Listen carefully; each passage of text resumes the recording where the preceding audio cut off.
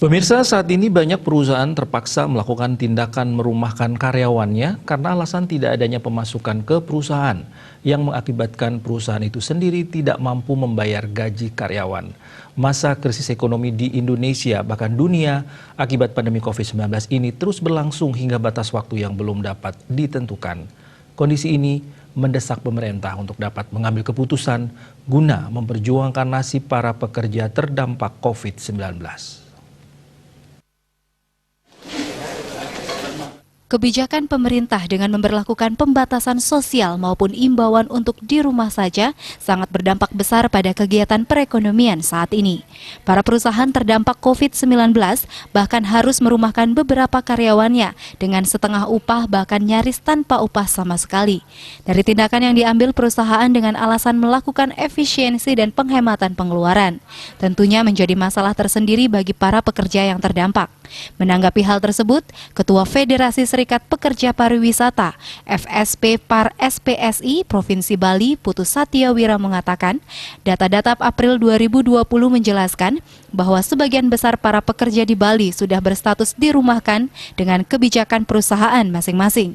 Ada yang diberikan upah dari 90% hingga nyaris tanpa upah sedikit pun. Sehingga kondisi ini membuat para pekerja makin mengkhawatirkan di masa pandemi COVID-19 ini. Dengan 50% upah dan sebagainya itu mencukupi kebutuhan para pekerja, tentu tidak.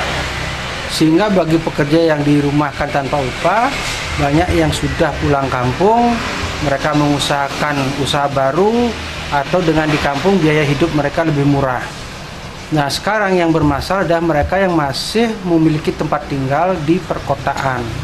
Nah, ini kami menghimbau kepada pemerintah bagaimana caranya menangani COVID-19 ini tanpa mematikan perekonomian masyarakat. Nah, sehingga masyarakat yang tidak berpenghasilan, ya, jangan dipikir hanya buruh harian saja. Sekarang masyarakat yang bekerja sebagai pegawai tetap, yang dulu mendapatkan income tetap, sekarang mendapatkan potongan upah, tentu akan mengalami permasalahan di dalam mereka membiayai kehidupan mereka. Nah, kalau tidak dibuka lapangan usaha dan mereka berusaha untuk mencukupi kehidupan mereka, nah ini yang perlu dipikirkan ya, oleh pemerintah, bahwa bantuan tunai langsung dari pemerintah sangat diharapkan oleh pekerja pariwisata. Bantuan yang lain, baik sembako juga sangat diharapkan oleh para pekerja. Tetapi yang lebih penting diharapkan oleh pekerja bagaimana mereka memenuhi protap COVID-19, tetapi mereka juga bisa berusaha, berbisnis tanpa melanggar protap COVID-19 sehingga perekonomian keluarga menjadi hidup.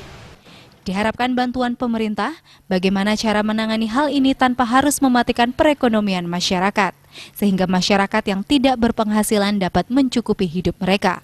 Agung Rai